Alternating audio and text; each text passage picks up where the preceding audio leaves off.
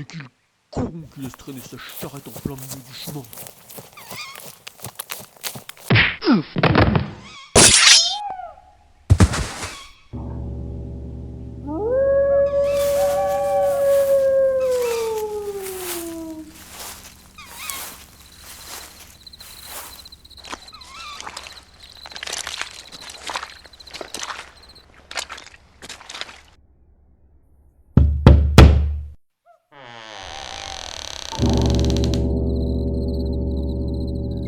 Tenez, j'ai ça pour vous.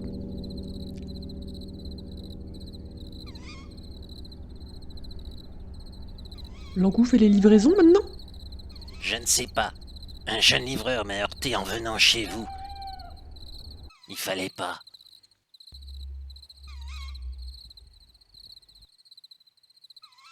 Non, mais ça va pas! Vous allez tuer tous les gens que vous croisez en venant chez moi? Un jeune en plus. Vous êtes taré? Non, mais j'aime pas qu'on me bouscule. Puis tout de suite les insultes. Attention, hein. Faut pas pousser l'encou dans les chrysanthèmes. Bon, écoutez, rentrez, ça caille dehors. Et en plus, vous avez gagné une mobilette.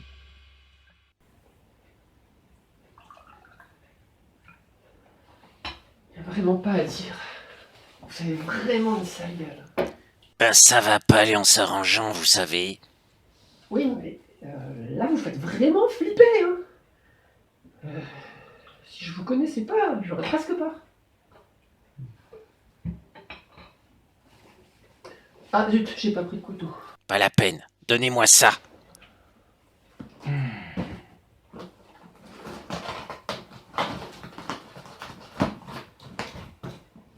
Voilà, c'est fait. Eh, c'est pratique votre truc. Vous avez le même qui fasse tire-bouchon façon Vous couteau moquez suisse. pas de moi, hein? Bon, alors y a quoi dans votre colis? Décidément, vous et l'humour. Ça fait 2, je sais. C'est tout? Une vieille coupe en terre? Vous achetez des trucs bizarres, vous les sorcières. J'attendais un sextoy, mais visiblement ce colis-là est arrivé avant. J'adore ces vieilleries, j'en collectionne plein. Puis c'est pratique pour le thé, ou même pour l'eau. Certainement. Tiens, à propos. Si vous me disiez ce qui s'est passé après la montée de l'eau dans la crypte. D'accord. Allons-y. En voulant dérober l'eau magique de Saint-Mélard, j'avais déclenché une terrible protection.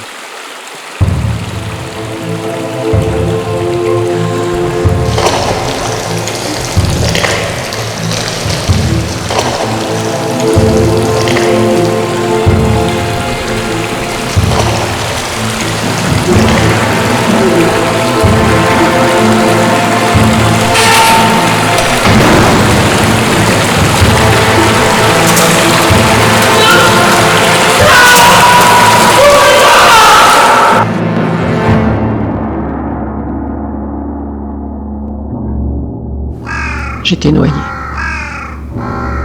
Morte.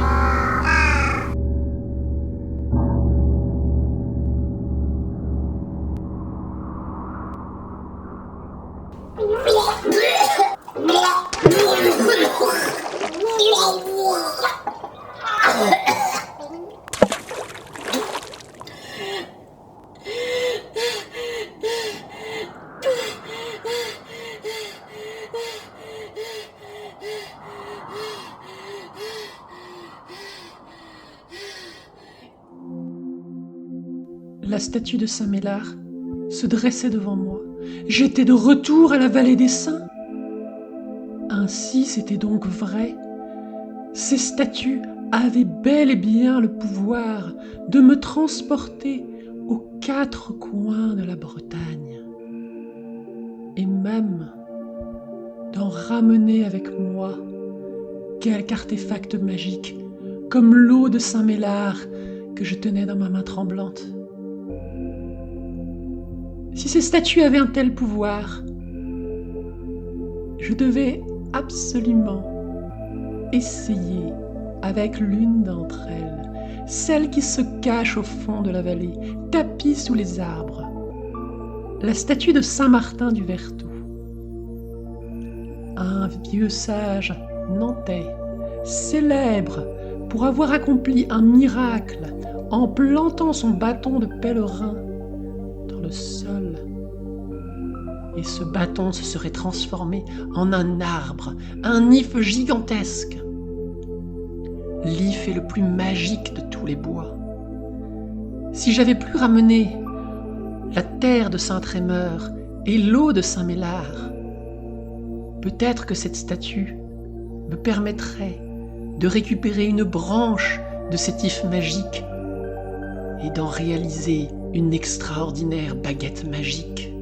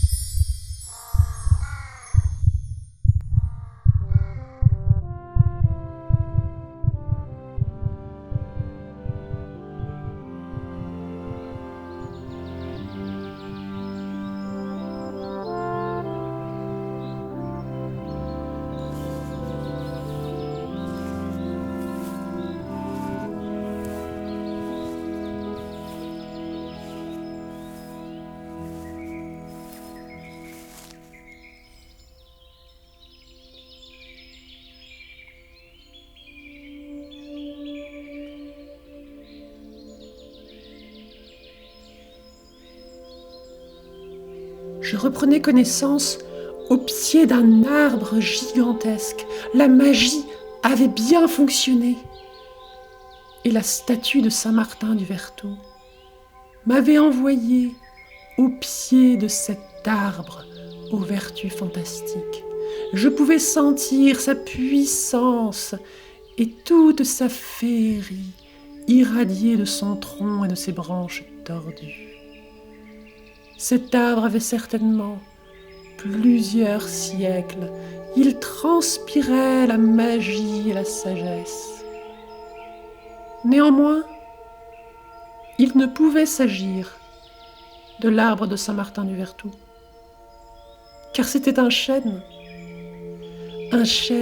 magnifique, un chêne puissant, un chêne multicentenaire, un chêne magique sans aucun doute. Mais pas l'arbre que je recherchais. Je laissais là ce chêne fantastique et m'engageais dans cette petite forêt à la recherche de l'if de Saint Martin du Vertou. L'arbre dont une branche me permettrait de réaliser la baguette magique ultime.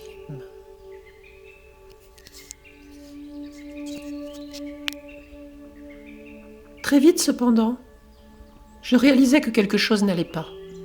La statue avait dû m'envoyer au Vertou, dans l'agglomération de Nantes. Or, je n'entendais aucune trace d'activité humaine, aucun bruit de voiture. Je ne croisais personne. Par endroits, je trouvais quelques cairns, mais ceux-ci avaient très bien pu être laissés par des korrigans ou des fées qui affectionnent tout autant que les anciens druides ces petites constructions. Mais enfin, je trouvais trace d'une construction humaine, une fontaine. Les fontaines sont par excellence les lieux de la magie en Bretagne, les endroits de prédilection des fées. Elles ont toutes des pouvoirs magiques. Mais on ne sait pas toujours lesquels. Je n'osais prélever de cette eau, faute de savoir quelle vertu elle pouvait posséder, bénéfique ou bien maléfique. Plus j'avançais, moins je comprenais. Cette forêt était démesurément grande. Je ne pouvais pas avoir atterri près de la banlieue nantaise. Où étais-je ? Je retrouvais encore ces cairns, mais sans jamais croiser personne. Était-ce donc le petit peuple qu'il avait laissé là, qui avait construit ces amoncellements ? Toute perdue que j'étais, je savourais ce moment, car le sol de cette forêt irradiait d'une magie féerique que je ne pensais plus pouvoir ressentir où que ce soit. Si la statue ne m'avait pas envoyé au Vertou, et j'ignorais où elle pouvait bien m'avoir envoyé, je la remerciais de toute façon, car ce dont je profitais était d'une béatitude sans pareille. Enfin, j'arrivai à un mégalithe, cerclé de pierres, ou plutôt ce qu'il en restait. Il était couvert d'offrandes et de fleurs. Et il s'en dégageait quelque chose, une puissance profonde que je ne pouvais identifier. Mais où étais-je arrivé ?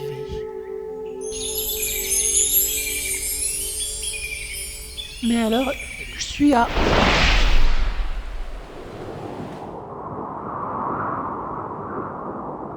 Oh, Célien, dévoile-moi tous tes secrets. Je rêve de te connaître. Oh, Célien, tant de mythes et de légendes résonnent dans nos têtes. Je veux découvrir l'histoire de Merlin et les secrets des chevaliers de la table ronde, le roi Arthur et toutes ses aventures. Brocéliande, ta magie se répand. Brocéliande, la statue du saint m'avait envoyé dans la forêt de Merlin. Se pouvait-il qu'elle représentât en réalité l'enchanteur légendaire ? Sur son flanc était inscrit Marzine, à une lettre près. C'est l'écriture bretonne de Merlin. Je peinais à y croire. Quelque chose, décidément, ne se passait pas comme je le pensais. Brocéliande est censée être une forêt envahie de touristes, découpée, malmenée.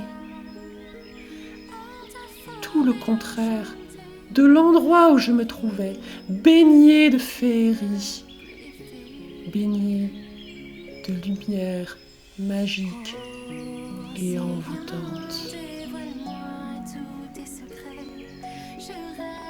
Ce mégalithe ravagé, dynamité par la cupidité d'idiots espérant y trouver un trésor, est censé être la tombe de Merlin. Une tombe parmi plusieurs qui se trouvent dans la forêt. Une tombe parmi des dizaines que l'enchanteur a de par le monde. En réalité, Merlin n'est pas mort. Il est enfermé pour l'éternité dans un rêve où il se noie dans sa mélancolie. Là où l'a enfermé la fée Viviane, grâce à un sortilège qu'il lui avait lui-même enseigné. Merlin et Viviane. Une merveilleuse histoire d'amour comme il en existe tant dans cette forêt. La jeune fée avait séduit l'enchanteur qui lui divulgua toutes ses connaissances. Insouciant du danger auquel il s'exposait, il lui offrit un magnifique château invisible dans un des étangs de Brocéliande, un château auquel elle seule avait accès. Elle devint ainsi la légendaire Dame du Lac, celle qui éleva le tout aussi légendaire chevalier Lancelot. Merlin et Viviane s'aimaient-ils mutuellement? C'est à la fontaine de Barenton qu'ils s'étaient rencontrés, un des endroits les plus magiques de toute la forêt, où j'accédais après de longues et longues heures de marche. Cette fontaine est sans aucun doute l'endroit le plus connu de Brocéliande. C'est non seulement là que débuta l'histoire d'amour entre Merlin et Viviane, mais en plus, cette fontaine possède des vertus miraculeuses. Son eau peut guérir les maladies de l'esprit. Et ce n'est là qu'une de ses vertus. Parfois, de petites bulles remontent du fond. Ce sont les rires des fées. On dit aussi qu'en prenant de l'eau de cette fontaine et en la déversant sur son perron, on peut ainsi faire s'accomplir des choses extraordinaires, déclencher la pluie ou des apparitions. Je ne résistais pas à l'envie d'essayer.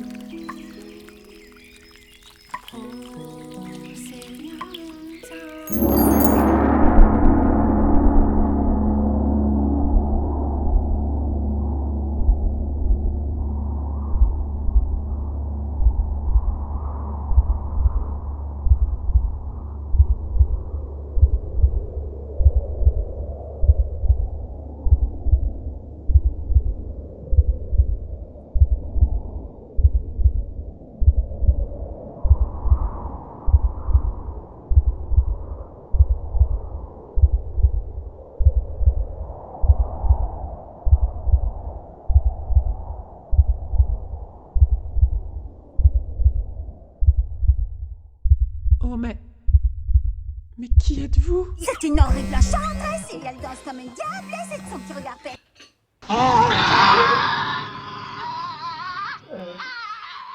C'est pour vous? C'est la mort. Hein? Merci. Eh oh! Pas la peine de gueuler. Oui, je m'en occupe aussi. Faut que j'y aille, je vais me mettre en retard, justement. Oh là là, il fait pas bon bosser pour la mort, moi je vous le dis. Elle est d'une impatience. C'est pas bon pour votre santé tout ce stress. Je crains plus rien de ce côté-là. Ah merde, mon oreille est restée collée sur votre portable. Quoi? C'est rien. Je m'en sers plus. Et ça vous fera un truc en plus dans votre collection de curiosités. Oui. Bon, je vous laisse. J'ai une liste à tenir, moi. À bientôt.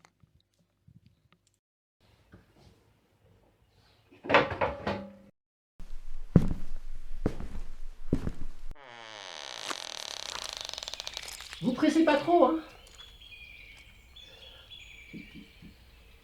Faudrait pas qu'elle perde trop de morceaux.